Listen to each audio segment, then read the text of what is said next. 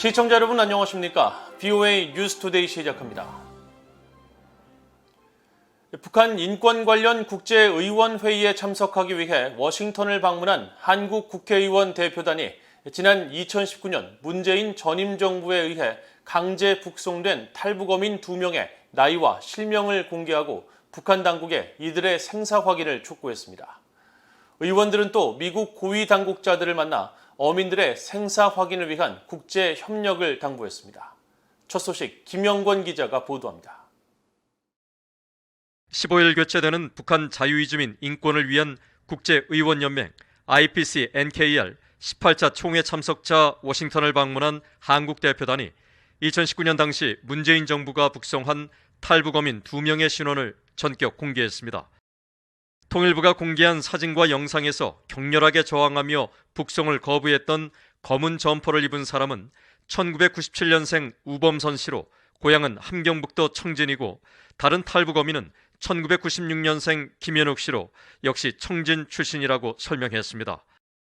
한국 국회 국민의힘 소속 하태경, 지성호, 홍석준, 황보승희 의원으로 구성된 대표단은 이들의 생사 확인을 더 이상 미룰 수 없다는 판단에 따라 이름과 나이, 출신 지역 등 기초적 신원을 공개하기로 했다고 밝혔습니다.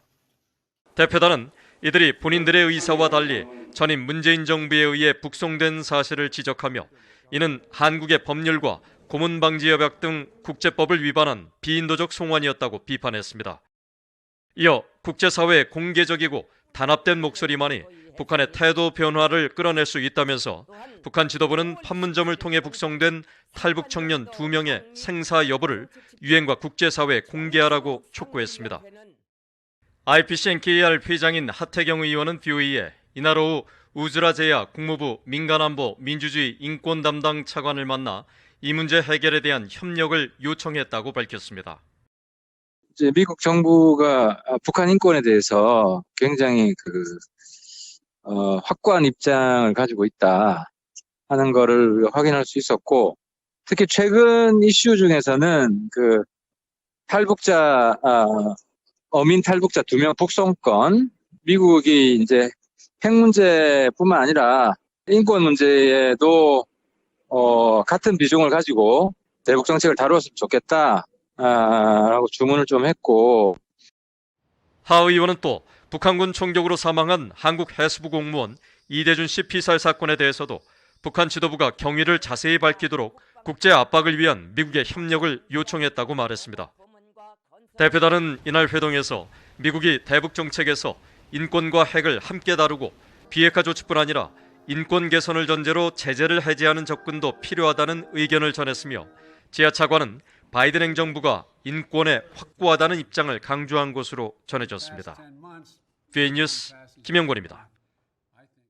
미국 국방부는 북한의 선제 핵사용 정책 법제화와 관련해 미국은 외교적 접근에 전념하고 있지만 동시에 미국과 동맹국들의 안전을 보장하기 위해 필요한 모든 조치를 계속 취할 것이라고 밝혔습니다. 미국 국방부 대변인실은 북한의 최근 핵 선제 공격 정책 법제화와 관련해 미한 동맹의 압도적 대응을 강조한 한국 국방부의 입장이 미국 정부의 대북 대응 기조와 부합하는지를 묻는 BOA의 서면 질문에 향후 군사자산 배치나 동맹인 한국과의 군사 계획에 대해서는 언급하지 않겠다면서 이같이 답하고 우리는 한반도의 완전한 비핵화라는 공동의 목표에 전념하고 있다고 강조했습니다. 한편 미국 국무부는 오는 16일 개최되는 미한 고위급 확장 억제 전략 협의체에서 북한의 위협 문제와 핵무력 법제화 등이 다뤄질 것이라고 밝혔습니다. 네드 프라이스 국무부 대변인은 14일 정례 브리핑에서 북한의 핵무기 법제화와 관련한 논평 요청에 미한 확장 억제 전략 협의체의 핵심 주제는 북한이 인도태평양과 조약 동맹인 일본, 한국에 가하는 도전과 광범위한 위협이 될 것이며 또 북한의 새로운 핵 법제화와 그것이 한반도에 미치는 영향도 논의될 것이라고 밝혔습니다. 미한 양국은 오는 16일 4년 8개월 만에 워싱턴에서 고위급 확장 억제 전략 협의체 회의를 개최합니다. 미국 정부가 무력 충돌에서 핵무기 선제 사용 가능성을 포함한 북한의 핵무력 법제화에 대해 우려를 표하며 북한은 핵확산 금지 조약 NPT에 따라 핵무기 보유국 지위를 얻을 수 없다고 강조했습니다. 오스트리아 빈 주재 미국 국제기구 대표부는 14일 국제원자력기구 IAEA 정기 이사회를 계기로 발표한 성명에서 이같이 밝히고 우리는 미국과 영내 동맹, 파트너들을 방어하는 데 최선을 다하고 있다는 점을 강조한다고 말했습니다. 이어 미국의 정책은 달라지지 않았다면서 우리는 북한이 제기하는 위협에 대처하고 한반도의 완전한 비핵화라는 공동 목표를 진전시키기 위해 동맹 파트너들과 긴밀히 협력하는 데 계속 초점을 맞추면서 북한과 외교를 추구하고 있지만 북한은 호응을 하지 않고 있다고 지적했습니다. 미국 국제기구 대표부는 또 국제사회는 북한이 도발을 멈추고 유엔 안보리 결의에 따른 의무를 준수하며 미국과 지속적이고 실질적인 협상에 참여해야 한다는 강력하고 일치된 메시지를 전달하는 것이 중요하다고 강조했습니다. 미국 상원 의원들이 미국 정부의 대북 정책과 외교에 대한 의회의 감독을 강화하는 내용의 법안을 발의했습니다. 북한이 비핵화 조치를 취할 때까지 대북 압박과 억지를 유지해야 한다는 내용이 담겼습니다. 이조은 기자가 보도합니다. 미국 민주당의 밥 메넨데즈 상원 외교위원장이 대표 발의한 대북정책 감독 법안입니다.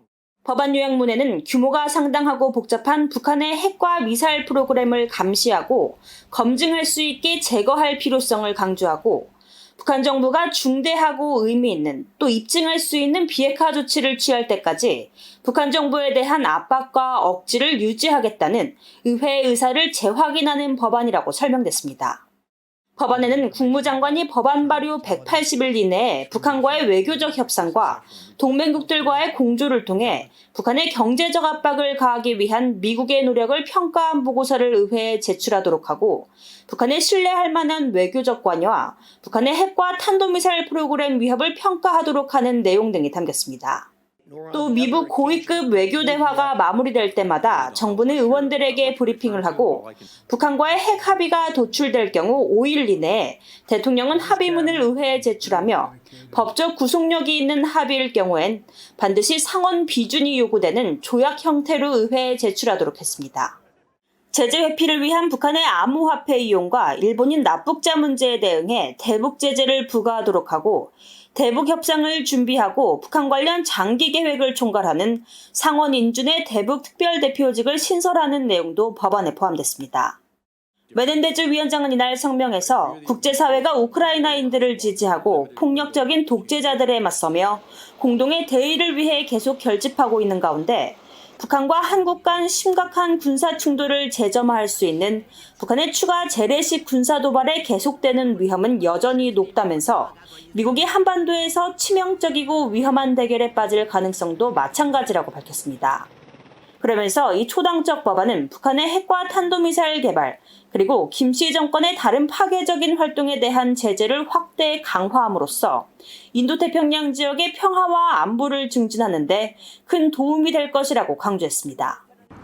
트럼프 행정부 시절 주일 대사 출신으로 법안 발의에 참여한 공화당의 빌 해거티 상원 의원은 이번 법안은 북한이 불법적인 대량 살상 무기 프로그램에 필요한 자금을 창출하는 능력에 추가 제재를 가할 것이라고 강조했습니다.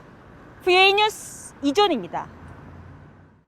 러시아가 북한과 이란의 무기를 구입해 우크라이나전에 사용하고 있는 것이 거의 확실하다고 영국 국방부가 밝혔습니다. 영국 국방부는 14일 사회 연결망 서비스에 일일 단위로 갱신하는 인텔리전스 업데이트를 통해 러시아는 자국의 군수 물자가 감소함에 따라 이란과 북한처럼 심각한 제재를 받는 다른 국가들로부터 무기 조달을 하고 있는 것이 거의 확실하다고 밝혔습니다. 그러면서 전날 우크라이나군이 격추한 러시아의 무인 항공기 부품 일부가 이란산 샤헤드 136인 것으로 확인됐다며 해당 무인 항공기는 이란이 2021년 7월 중동 공격 시 사용한 것이라고 설명했습니다.